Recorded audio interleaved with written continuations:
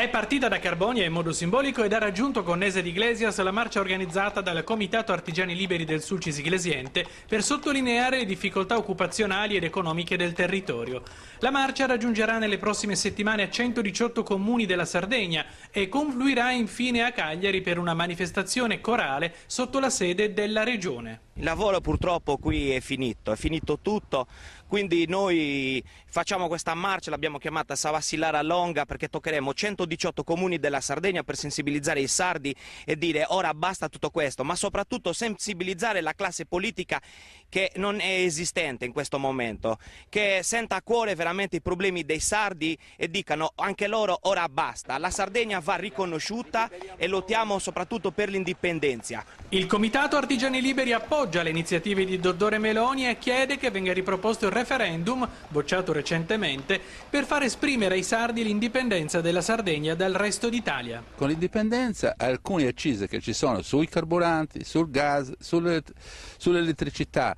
sulle tasse